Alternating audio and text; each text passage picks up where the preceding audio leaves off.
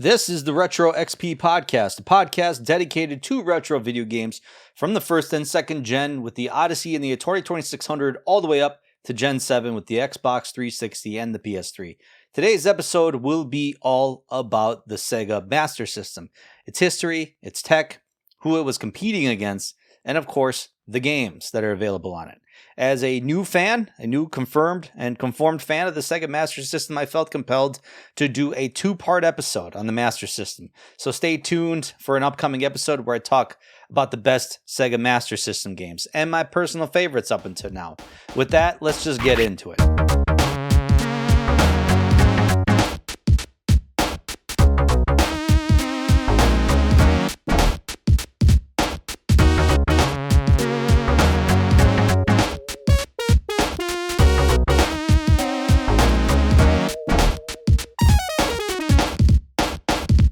The Sega Master System was Sega's first foray into the video game console space, and for the context of this episode, we'll be talking about the Master System specifically, so I'm going to be using that name because it's named differently throughout multiple different markets. In Japan, it was called the Sega Mark III, and the Sega Master System and the Mark III, if you put those two together, was technically a rebrand of Sega's first system, the SG-1000. In Japan, that's what it was called, the SG-1000. It was released in July of 1983 and really only had a shelf life of like 2 years. It was an interesting looking system, and it was like light gray in color. It played cartridges and had a controller actually pretty similar to the Atari controller, the rectangular shaped Atari controller with that kind of like joystick in the middle and then two buttons on each side of the controller. As we know, having it had a 2-year life cycle, it wasn't successful. The Nintendo Famicom was actually pretty popular at this time. And funny enough, both systems released on the same day. And as we know, the market chose Nintendo at this time.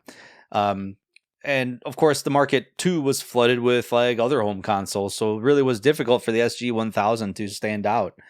And that name, SG-1000, it sounds cool.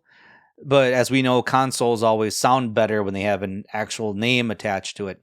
And this is the early days of the console market where, it was like, what do we call these things? And we'll talk a little bit on how, like, what the naming convention of the Master System was for.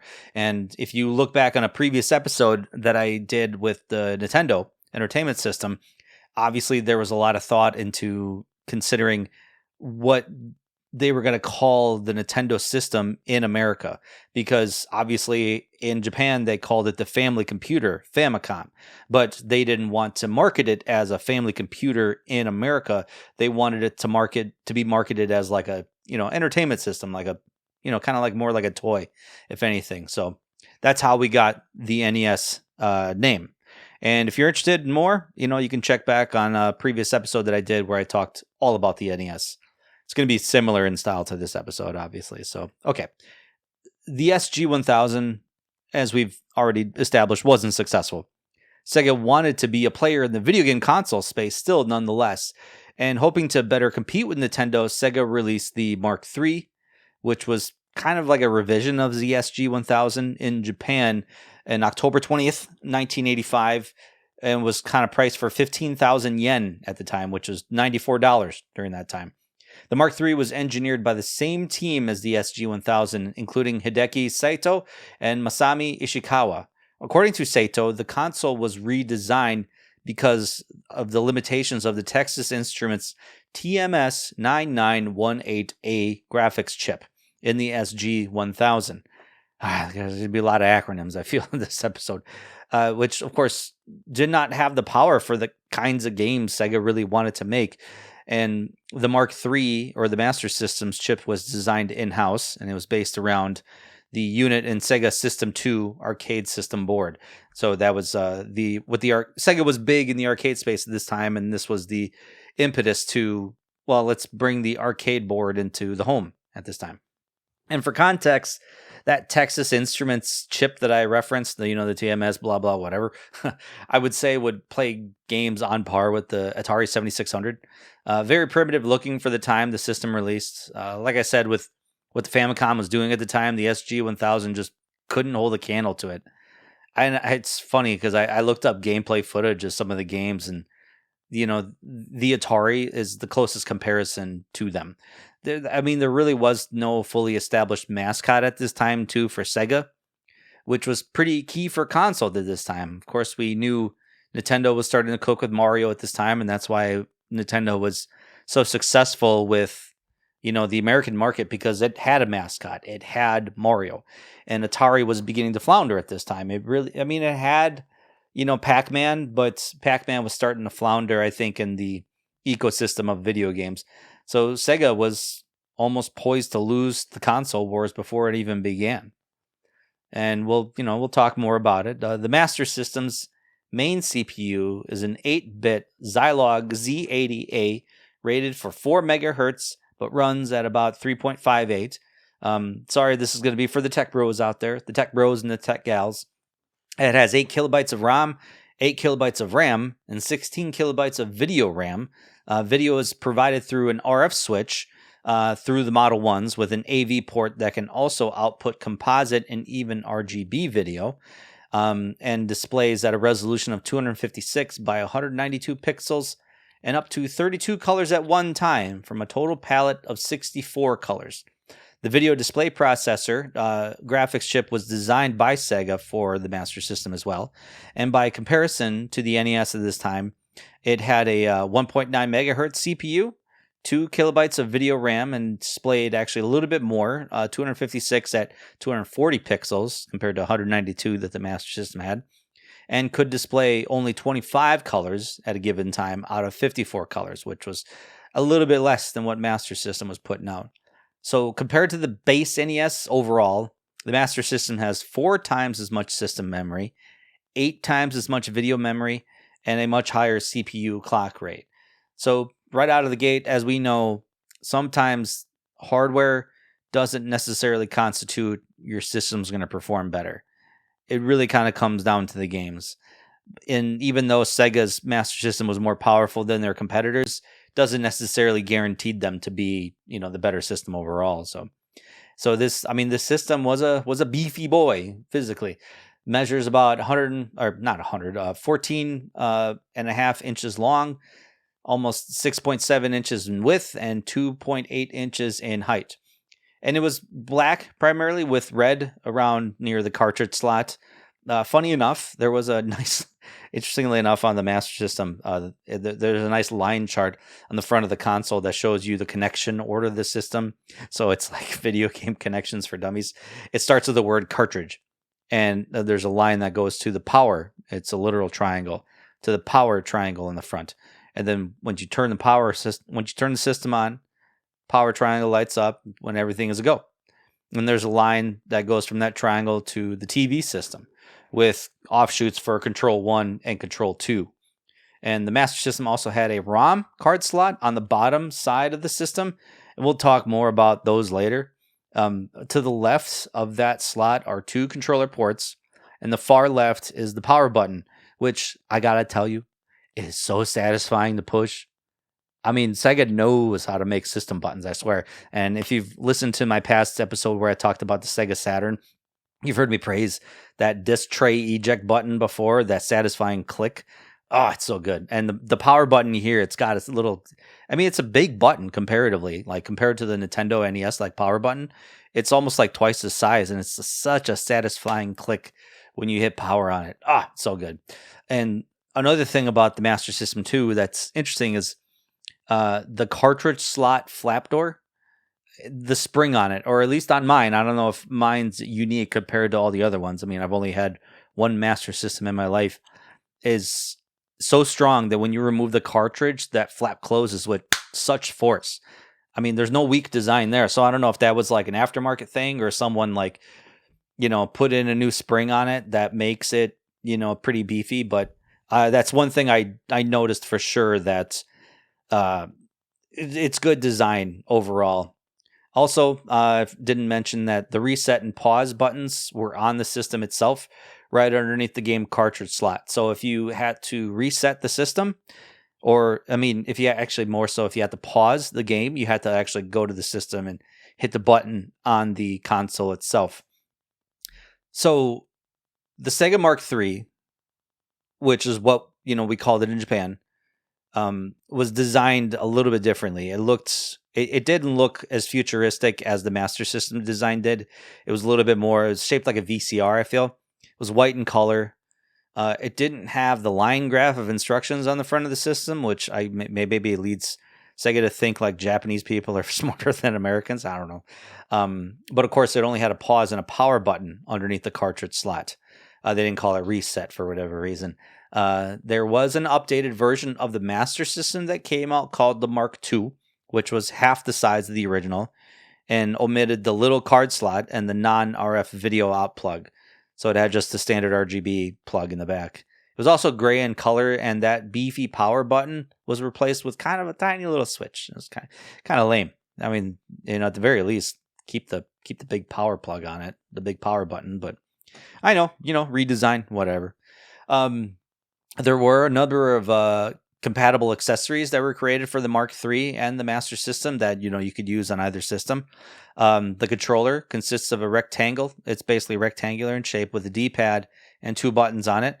Sega also introduced additional controllers such as a paddle controller, a combination steering wheel and flight stick, the handle controller. A lot of that last one was released in 1989. The Sega Control Stick was another one, which was an arcade-style joystick with the buttons on the opposite side as a standard controller, which is very interesting why they designed it that way. The standard controller itself is with what you get with the pack-in system. It was an interesting design because the 2-button configuration, there was no pause, no start button, no select button on the controller itself like on the NES controllers. The pause button, like I said before, was on the system itself. The D-pad, if you would call it a D-pad, wasn't like the cross or plus sign shape like the NES controller had. It was a square pad with tiny notches in it that supposedly made it more user-friendly to use for all 8 directional movements. And it makes sense because if you wanted to move diagonally on the original D-pad, it didn't feel the most comfortable. Let's just say that. It was a square pad, like I said, with tiny notches on it that supposedly made it more user-friendly to use those movements. And the only thing it did really was to allow players like me to just move forward instead of down by accident. Like sometimes I'd try to duck, but I would my thumb would think it was hitting down, but it would hit down and right or down or left. And then it would my character would crawl or just move forward. So it was kind of annoying. It was a nice option to have, like I said, but maybe these inputs were a little bit too close together, which allowed for some of these accidental inputs. I don't know. I think ultimately the more you get comfortable with the controller, maybe you just get better at it and get better, experience with it. Nonetheless, though, even with that, it was more comfortable to hold for longer gaming sessions than the skin-cutting sharpness of the NES controller. The edges of the NES controller were so sharp that, man, it's like holding them for long periods of time, especially if you're the type of person that likes to grip your controller. Man, those are digging into your hands. The more rounded edges on the Master System controller, it just feels better, in my opinion. The 1 and 2 buttons were configured in a way that was unique to each game. Some games only required 1 button input, so the 1 button or start could be used to pause the game if needed. However, that wasn't the case for most games, to be honest. And the 1 and 2 buttons were rounded pretty well. Concave was what the NES controllers were kind of like, at least the original ones. But these were kind of a little bit more, more rounded, so to speak. So they had a light gun peripheral, which was called the Light Phaser. It was based on the weapon of the same name from the game Zillion, actually. And it was compatible with 13 games and released exclusively to the West. Because, in the West, we like our guns. Games like Operation Wolf, Rescue Mission, Assault City, Shooting Gallery, and others. Obviously, as we know, light guns from this era only work on CRT TVs. So if you're listening to this episode as a guide to see if you should buy a Master System, just keep that in mind. I know it makes it sound like I think you're dumb, but I really don't. I just feel like sometimes it just needs to be said just to remind people. Because I remember a friend of mine, I was talking to someone and he was like, oh, how do the light gun games work on it? And I'm like, I don't really know because I I have my Master System hooked up to my upscaler onto my HD TV, so it's not like I could use it anyway. So it comes with a pair of 3D glasses, like the Sega Scope 3D. That it was an interesting peripheral. It was created for games like Space Harrier 3D. Although, if you wanted to use this in Japan, you needed an additional converter to use them. The Sega Scope 3D works via like this active shutter 3D system, which creates this stereoscopic effect with the glasses and the screen that you're looking at. The glasses don't need to be connected to the Sega card slot and do not function with the Master System 2 version since it didn't have that card slot. There was only a total of 8 games that was made for this, including Zaxxon 3D and Outrun 3D. So I don't know if it's really worth it to get it. But I mean, I'm not one to tell you what to do.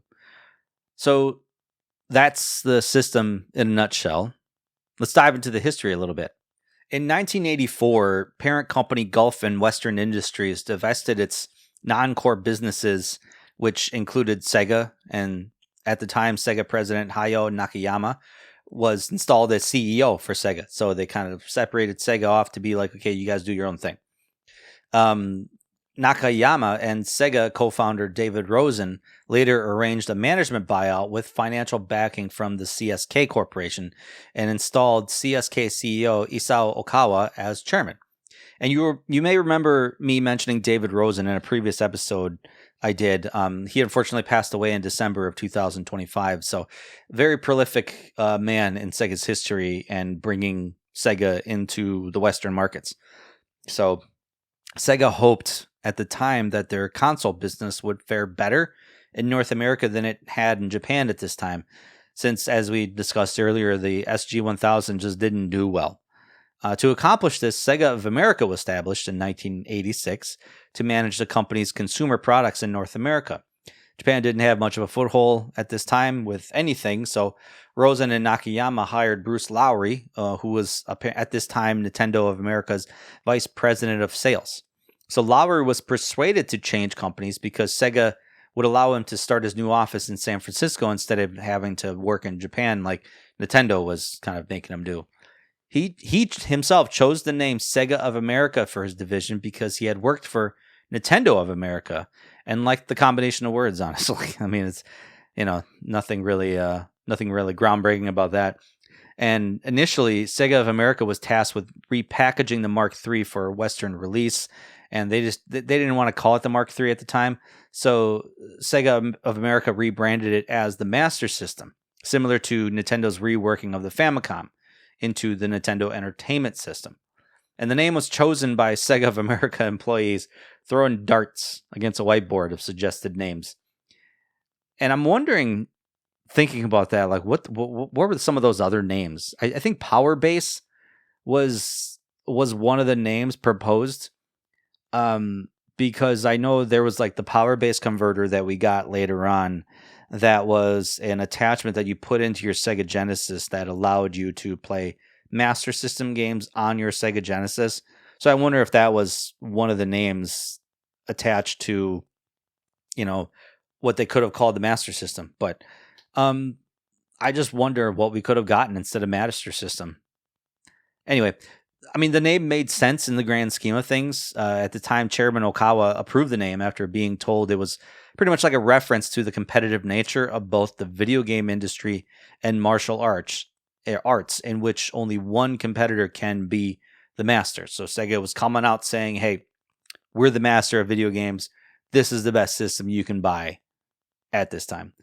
And the console's futuristic final design was intended to appeal to these Western tastes in the 80s. We loved our futuristic stuff back then. The North American packaging was white to differentiate it from the black NES packaging, with a white grid designed inspired by Apple computer products. So a lot of care went into not only being unique compared to their competitors, but also being appealing to the eye. The Master System was first revealed in North America in the Summer Consumer Electronics Show in Chicago in June of 1986. And actually at the time it had won a design and engineering award at the event, which is kind of neat. So there was excitement for something new in the market at this time. Nintendo didn't really have a stiff competitor at this time, and I think Sega was like trying to come in and be like, hey, I think we can be those guys. So it was launched in September of 1986 at a price of $200 at the time, which was equivalent to $590 now in 2026. Let's keep that in perspective. Sometimes when we think video game consoles are expensive, back then it was just as expensive. Initially, the console sold in a package. The console came with a light gun, 2 controllers, and a pack-in multi-cart with the games Hang On and Safari Hunt as one of the options, and I'll talk about some of the other options later. Around the same time, Nintendo was exporting the Famicom to the US as the Nintendo Entertainment System, or NES, and both Sega and Nintendo planned to spend $15 million in late 1986 to market their respective consoles. And Nintendo, I want to say, had a better marketing strategy than Sega did at the time. And unfortunately, that first year, Sega hoped to sell 400,000 to 750,000 consoles. And by the end of 1986, unfortunately, that number was 125 to 250,000 consoles. And although it was more than the Atari 7800's 100,000, number, but it was still much less than Nintendo's 1.1 million at the time. It's unfortunate. At the time, though, marketing for Sega America was pretty limited. There was only 2 people running the marketing department at the time, which is pretty wild for a major company trying to strike big and trying to get in there.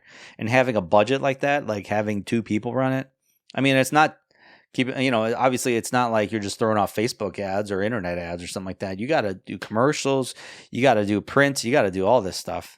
However, one major hurdle at this time for Sega was their limited library, as we know, compared to Nintendo's. Nintendo had big licensing agreements, and at this time, Sega only had 2 third-party American publishers that were willing to publish on their system, which was Activision and Parker Brothers. And unfortunately, those agreements didn't last past 1989. Some of their marketing strategies, Sega was claiming at the time that the Master System was the first console where the graphics on the box are actually matched by the graphics of the game. So there was no Photoshop, no redesigns of any kind. What you saw on the box is what the games actually looked like. And then they're also pushing that arcade experience in ads. And of course, they're marketing it considering that the system was actually designed based off of Sega's arcade boards. People knew Sega as an arcade player at this time. So to have Sega games at home was the big draw. At the end of 1987, though, Sega wasn't really getting much steam with this, so they partnered with astronaut star Scott Carpenter. I don't know why that was so hard to say. To start the Sega Challenge. And this was a traveling program set up in recreational centers all around the country where kids were tested on nonverbal skills, concentration, and the ability to learn new skills. And video games were kind of like the impetus to, learning these nonverbal skills. So the 2 games that they were using were Outrun and Shooting Gallery in this challenge. I would assume this was pretty successful. I mean, Nintendo was doing similar tours at this time, and I know I mentioned a lot of those in my previous episode where I talked about it. But like I said, you had to think outside the box with marketing at this time. So in 1987, as we know, the Master System had struggling sales in the U.S. Sega announced at CES that year. So they sold the U.S. distribution rights for the Master System to toy company Tonka, which had no experience with electronic entertainment systems at this time. They were just a toy manufacturer. If you grew up in the 80s, you knew them as making trucks and toy trucks and stuff and construction vehicles. That was their bread and butter. But they were making money, obviously, at the time. Nakayama and Rosen said of the deal that, quote, "We are very excited about Tonka's exclusive marketing agreement with Sega in developing the home interactive video entertainment business in the U.S. Patrick Feely, who was president of Tonka Toys at this time, commented by saying, "Sega's state-of-the-art video technology clearly places Tonka in the mainstream of this re-emerging market segment." So remember, I also had an episode where we talked about the video game crash of '84 and how this was pretty much ushering in video games back into the mainstream and getting kind of more confidence from investors at this time. So with the sales and marketing skill of Tonka creates major opportunities for participating in the current growth in the electronics segment of the industry. And that's continuing the quote. During this time, though, much of Sega America's infrastructure shifted from marketing and distribution to focus on customer service. And Lowry just departed the company as a result. I think he actually just went back to Nintendo as a result. Tonka blocked localization of several popular Japanese games, actually, in the U.S., and during 1988 were less willing to purchase mask ROMs needed for game cartridge manufacture during a shortage. There was like a chip shortage during this time, so that kind of helped affect a lot of video games to be released. They also became less willing to invest in video games after taking massive loans and purchasing Kenner toys in 1987, followed by poor holiday season sales and financial losses. I mean, it was an interesting move for Sega to sell marketing and distribution rights to a toy company who was probably more focused on toys than anything. But toys and video games at this time were kind of shared amongst everybody, to where video games were considered toys instead of like a different sort of medium. So I guess this makes sense why during the 80s they were kind of combined, so to speak. But I mean, like I said, Sega doesn't have a crystal ball at this point. So, who could have predicted this to kind of, I guess, fire back in their face? So even with the release of the Mark II and the Master System 2 at that lower price point, which we talked about, it still sold poorly in most markets, with Sega just obtaining 10% of the Japanese console market by this time. However, actually, other markets were a lot more successful. The Master System was launched in Europe in 1987, and it was distributed by Mastertronic in the United Kingdom, Master Games in France, and Areola Soft. Areola Soft. That's an interesting name. If you know, you know. In Western Germany. And for all you young kids out there, Germany was split in two for a long time. Just Google what happened after World War II to find out why. The Master System was successful in Europe, like I said, becoming the best-selling console in the region by 1990. And they sold a combined 918,000 consoles, greater than Nintendo's 655,000. The Master System was also successful in Brazil, where it was launched in September 1989 and was distributed by Tectoy, which was a Brazilian toy company startup focused on the time on electronic toys. Tectoy had reached out to Sega about distributing their products, and despite Sega's hesitation, given their situation with Tonka in the US, was eventually given liberty to manage Sega products in Brazil. And the Brazilian video game market is a very interesting market, and I feel like that requires its own episode because it's like the wild, wild west out there. But by the end of 1990, the install base in Brazil was about 280,000 units, which was pretty good. Nintendo didn't arrive in Brazil until 1993 and were unable to officially complete. By this time, clones of the NES had dominated the Brazilian market even before the official release. So Nintendo's like, here, get the official Nintendo system. And it's like, yeah, but we have Nintendo at home. In South Korea, the Mark III, the Master System, was released by Samsung under the name Game Boy in April 1989, and followed by the Master System 2 under the name Aladdin Boy. In 1993, by 1993, it had sold 720,000 units in South Korea, which outsold the NES and became the best-selling console in the region up until 1993, until the next gen came out. The Master System was also popular in New Zealand and Australia. In Australia, it was more successful than the NES, with 250,000 units sold there during 1990 alone. By November of 1994, 650,000 units had been sold in Australia. So much more success outside the US and Japan, which is wild, but that's, of course, based on Nintendo not taking some of those opportunities to hit up other markets fast enough compared to Sega. Unfortunately, the bigger markets were in the US and Japan, and that's where all the money was made and more of the footprint. And at this time, Nintendo held 83% of the game console market just in the US alone. So when the Mega Drive, or Sega Genesis, as we know it here in the US, was released in August of 1989, it was pretty much spelling the end for the Master System's very short life. In 1990, Sega released the remodeled Master System 2, as we talked about before. It's designed as a lower cost version without the Sega card slot, and it was priced at $60 at the time, which was pretty good compared to the original Master System sold at right out the gate for $200. Sega promoted the new model as best as they could, but still sold poorly, unfortunately. By early 1992, production for the Master System had ceased in North America, with ending sales being between 1.5 million and 2 million units, way behind both Nintendo and Atari, which both of them controlled. Nintendo controlled 80% of the market at this point. Atari controlled 12% of the market, respectively. So, what is that? 8% Sega had? Not much. In European markets, the number of units sold was, far better. 6.5 million by 1993, just shy of NES, which sold a little over 7 million units. So the gap was a little bit closer there. So, and interestingly enough, during this time, the Master System itself found a new life in an unlikely place at the time, in a handheld. Originally developed under the name Project Mercury, the Game Gear was designed based on the Master System hardware and was released here in the US in 1991, starting at $150. The decision to make a handheld console was made by Nakayama, and the name was chosen by newly appointed Sega of America CEO Michael Katz.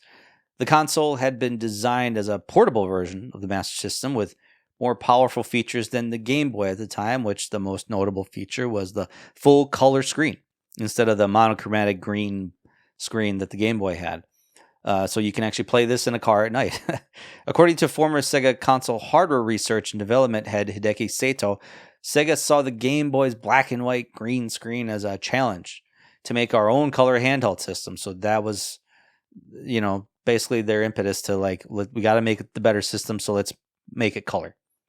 It had a much larger color palette, 4,096 colors, compared to the Master System's 64 colors, which is wild to think of. But keep in mind, when the Master System first came out, it was late 80s. This is 1991 at the time. So the Game Gear's stronger hardware, unfortunately, in fact, impacted its battery life. And if you know, running for 3 to 5 hours on 6 AA batteries is a lot. This falls short of the Game Boy, which could run for more than 30 hours on 4 AA batteries. I mean, you can keep the Game Gear plugged in and play it that way, but it's a portable system. You want to play it on the go. So that was why it was so rough. 3 to 5 hours on 6 AA batteries, and batteries aren't cheap, especially at this time. Though selling 10.6 million units by March of 1996, the Game Gear was never able to match the success of its main rival, the Game Boy, with 10 times the sales and almost 118 million units. I think still to this day, it's in the top 3 of highest selling video game consoles of all time. Not bad. As far as games go, though, for the Master System, you had 2 choices of physical media. The black cartridges we know as the standard, they were basically rectangular cartridges with a red outline at the end. They didn't have any cool box art or anything. They all looked the same, just, red label on it and the name of the game. So kind of lame, honestly. You think they would have tried to compete with Nintendo and maybe put some of the game art on it, at least. But whatever. The standard cartridges held up to 4 megabits, which is 512 kilobytes of code and data, which is paltry compared to the games that we're getting now. While Sega cards, as we, know them to look like the TurboGrafx cards, held up to 256 kilobytes, which were 256 kbits instead of mbits, and this equates to 32 kilobytes.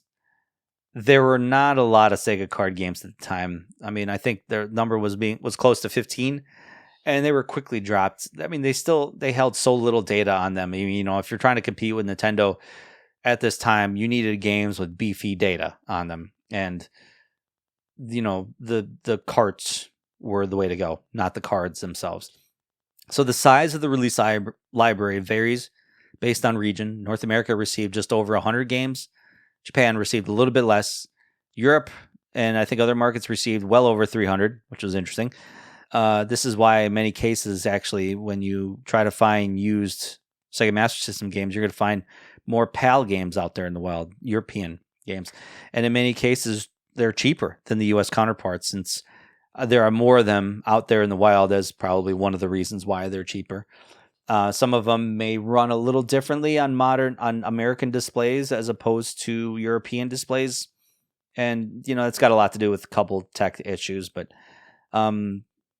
so yeah, that's in many cases, if you're going to find an American version and a PAL version, there's going to be a difference in the UPC number on the back. And I talk about it in my Midwest Gaming Classics pickups video. I actually show you some of the cases that I bought of some PAL version Master System games and American version Master System games. And so there's probably a reason why you'll see two copies of the same game and the prices being wildly different. The first Master System cartridge was Fantasy Zone, which was a side-scrolling shmup. This was released on June 15th, 1986. And Sonic the Hedgehog was the last official game released for the Sega Master System in the North American market, which was interesting because we got Sonic the Hedgehog 2. But I want to say that was a PAL version, or I think a non-American version. So it's interesting to find out like what exactly is the official last game made. In some cases, Bomber Raid was the final release on 1989 as well. So yeah, games for PAL regions continued to be released up until the mid 90s. So there's going to be a lot of games that are PAL exclusive that obviously are still, out there that you can buy that were made in 1992, 1993 and stuff like that. So depending on the Master System version you got two pack-in games that were installed in the hardware. So when you bought the game, you didn't get an actual cartridge like, you did with the NES. You got Super Mario Brothers and Duck Hunt cartridge or whatever. They were built into the system itself. So you would start the system up and you would either see Hang On, which was a motorcycle racing game, and Astro Warrior, which was a vertical scrolling space shooter, or you got Hang On and Safari Hunt. Safari Hunt was a light phaser game, and a bonus game called Snail Maze, which can be accessed actually by starting the system with no game in the slot. And upon startup, you hold the controller up button and buttons 1 to 2 at the same time. And it's not really a big game by any means. You're just a snail going through a maze. I mean, really, that's it.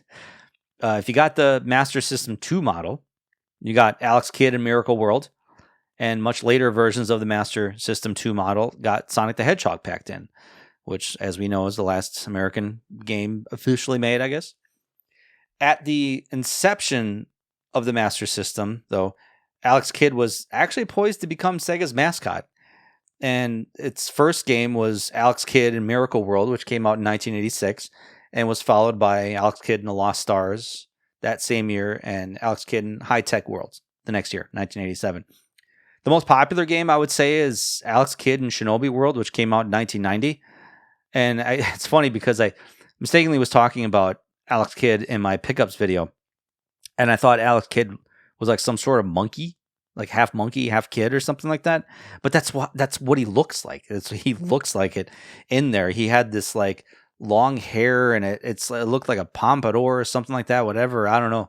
I mean, Alex Kidd is just a human kid with just a weird hair design. I don't know. But so I'm sorry, Alex Kidd, if I said you look like a monkey. I apologize. I loved Miracle World though, honestly. It was a simple game, easy platforming. You could punch enemies, pretty cool. Of course, Shinobi World too. Alex Kidd in Shinobi World bought a little bit more action. Now Alex Kidd is fighting ninjas, so it's kind of cool. I would say the most popular series that came from the Master System was Phantasy Star, and it got its start here. It came out in 1987. It was a top-down RPG. Had turn-based battles that are menu-based while you were facing the enemies from a first-person view. So think like Dragon Warrior or Dragon Quest, the earlier games. And it was reviewed pretty well and spawned multiple games afterwards, most notably going online in 2000 for the Sega Dreamcast as Phantasy Star Online. And it got released onto more modern consoles later on in 2012 as Phantasy Star Online 2.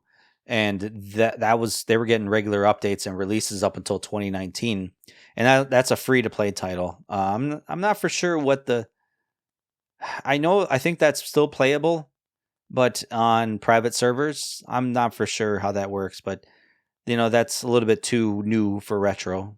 So some other popular titles in the system were the Sonic games 1 and 2, which looked strikingly familiar to their Game Gear counterparts. I mean, obviously they couldn't hold a candle to the Sega Genesis games, of course, in graphics and sound and gameplay, literally everything. But nonetheless, they were good versions, despite the hardware limitations. I, of course, played the Genesis versions first many times, and going to the slower versions on the Master System was definitely rough at first, but you can treat them as kind of like a more slower paced platformer. I mean, they were still solid titles, I thought. Fantasy Zone I talked about, 1 and 2 were some of the better side-scrolling shmups on the system. And I played 1, obviously. I played 2. It's a real solid title. It's not as kind of cool and like futuristic as like R-Type or Gradius or anything like that, but still pretty solid. Kenseiden was a side-scrolling ninja game that pits you against demons and other ninja trying to kill you. I mean, you're using a sword and throwing shurikens and stuff. It was a good answer by Sega against Ninja Gaiden at the time. I mean, Sega also had Shinobi, but this was a little bit more faster paced than Shinobi was at the time. Still, comparatively to Ninja Gaiden, Kenseiden was a little bit slower paced. Less accurate hit detections, I feel. I felt it was kind of it was kind of wonky, I think, in that. Not knocking it at all. I'm biased against Ninja Gaiden. Ninja Gaiden was so much better than Kenseiden, I felt, but that doesn't knock the fact that Kenseiden is still a great game. I mean, it had free roam, style of play. It had puzzles, well-designed enemies that were, that weren't freaking frustrating like Ninja Gaiden's enemies. If you know what I'm talking about, the hawk or the eagle. Ugh. Anyway, Mickey Mouse and the Land of Illusion was a great Mickey Mouse game. I mean, it was good on the Sega Genesis and just as good on the Master System, I feel. I mean, pretty simple gameplay, very colorful in its presentation. And that's why I love the Master System, really. The colors pop in games like this. Sega also had its own version of Castlevania, actually, at the time, called Vampire, Master of Darkness. Plays similar to a Castlevania game. I mean, you don't have a whip, but you can upgrade your weapons and items. I haven't played it yet, but it's on my list to get. I mean, complete in box on Price Trading puts it at $100, so maybe. I don't know.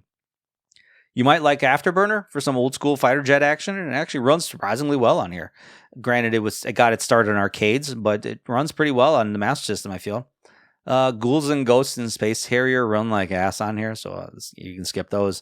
As does Double Dragon. Double Dragon, I don't think runs that great on here. That's my personal opinion, but Renegade and Vigilante, if you're into side-scrolling beat-em-ups, much better beat-em-ups compared to Double Dragon, I feel. And I talked about those games in length on my pickups video on my YouTube channel, so check out Retro XP X Podcast on YouTube. I thought they were pretty good. They're not as action-packed as Streets of Rage, but they're still good for what they were. Psycho Fox is a gem most people talk about and love unequivocally. They're kind of similar to side-scrolling games like Mario and Sonic, but still nonetheless, very colorful backdrops, fast-paced action. So, in conclusion, kind of to all this, I never had a Master System growing up. And to be honest, I never knew it existed until I got older and more vested in kind of video game history. To me at the time, it was only Nintendo and Atari. The friends that I had at the time only had one of those two systems. And my first system, as I've mentioned before, was the NES, the Nintendo Entertainment System. And the first Sega system I ever had was the Sega Genesis. And to me, that was Sega's first system. Here's a new player in the game, with the Sega Genesis. And it's interesting that I missed out on it. And I guess researching this episode and the limitations in their marketing was probably a good reason why I just missed out on it. And granted, I was starting to read magazines later on in the shelf life of, I had a Nintendo Power growing up. I didn't get into Game Pro or Electronic Gaming Monthly until the Sega Genesis and the Super Nintendo era came out. So I really didn't have the Master System in my face. I only knew about the NES system because my friends had it at the time. So I didn't know about the Master System, and I'm kind of kicking myself a bit that I didn't know, but also would that have changed my mind to think I would have wanted the Master System more than the Nintendo? I mean, I don't know. I can't really say. I know at the time it would have been hard for me to justify to my parents I need both, but I was just a kid at the time. I was under 10 when both of these systems came out. So nonetheless, though, as I was kind of getting older and learning more about the Master System, it always intrigued me. And I finally picked one up this year at the Midwest Gaming Classic, some 40 years later. The one thing that struck me most with the Master System is the colors. They pop so much more compared to the NES. It's got starker contrasts, brighter colors, blacker blacks.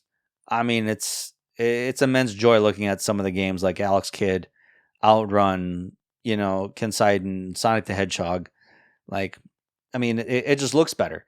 And like I said earlier, I have the Master System hooked up to my Retro Tank, and I have it obviously going to my HD TV. So it obviously probably looks, I haven't tried it on my CRT TV yet. I don't actually have my CRT TV plugged in at the time, but at this moment, but I'll give it, I do want to try it on there at some point. But as I stated before too, I feel the controller holding it and using it is better than the NES controller. The smoother edges on the outside of it make holding it for longer periods of time much more comfortable. However, I still have gripes with that damn D-pad, but not enough for me to hate the controller, But the nice thing I learned about collecting for the Master System games is the fact that it's region free. If you're collecting Nintendo Entertainment System games, you can't collect Famicom games. They're designed differently and they don't work the same. It's the same with Super Nintendo. It's the same with Sega Genesis and Mega Drive. They're not region free, so you have to buy, the local counterpart, so to speak. And while the US got such a limited amount of games officially released, you can buy European PAL games, even Japanese exclusive games for it that work on US systems. Really cool. In many cases, like I said earlier, the European versions of the games are cheaper by comparison. So collecting for the Master System is actually not going to bring my bank too much, which is nice. Collecting for some of the other systems that didn't have a lot of games on it is a little bit rougher. Like if you were going to collect for, Sega Saturn or Sega CD and stuff like that, some of those games are a little bit more expensive than some of the other Sega games, like even like Dreamcast, for example, or Sega Genesis. So the most expensive Master System game I have in my collection now is Renegade, which is interesting because I don't think I spent $90 on this. That's what it's over the last few months. It jumped up to $90 to $100 on price charting. I sure as hell don't remember paying that. Like I said, I feel like I paid like $60 for it. So I don't know. I don't have much of my collection right now. I think I have like 8 or 9 games in my collection, but I hope to change that in the future. The list of must-have games, like I said, is not large as the NES is, but the quality is there for sure. I want to say the NES has like more than 500 games on their collection versus, even like PAL European Master System games is around 300. So, but the quality is there in a lot of the games that you want to collect for in the Master System. And, ultimately, this is the cool thing about the retro space. Even though you missed out on it when it came out, you can still experience it. You can still go back to experience these games. And granted, not in the same way when that was the best we had. Like obviously, if you'd have bought the Master System when it was a new system when you were younger, you would have more nostalgia tinted glasses than someone like me who's just picking it up now and being like, yeah, this was probably big at the time. I don't know. But you can still look at these experiences with fresh perspectives, or at least I can. Maybe it's easier for some people, but for me, it's maybe a little bit easier because I can appreciate, kind of where Sega began, and now knowing a little bit of the history of some of the challenges that Sega was up against in terms of not only establishing itself as a major player in the video game space, but also competing against a big dog like Nintendo. Nintendo had a head start at the time, especially in the Western markets, and Sega was trying to kind of play themselves up to be a competitor. And we saw some success with that in European markets, and then Sega kind of had a lot of success with the American markets with Sega Genesis. And, that was when the playground battles happened with who was a Sega Genesis kid and who was a Super Nintendo kid. I was a Sega Genesis kid at the time, so that's just how I was. I mean, I ended up getting a Super Nintendo, I think, later on in its lifespan, but I was still a Sega Genesis kid all the way through. So, but yeah, granted, obviously, there's a lot of these games you could just emulate on your own or buy them from collections and stuff. But you know me, I love my physical. I love my physical games, and I love having physical systems. So it's nice to have the Master System in my collection, and I can look at it every time I sit down and play games. So it's really cool to see it there and to hold the authentic controller in my hand. So, I mean, with that, thanks for listening, guys. Take it easy.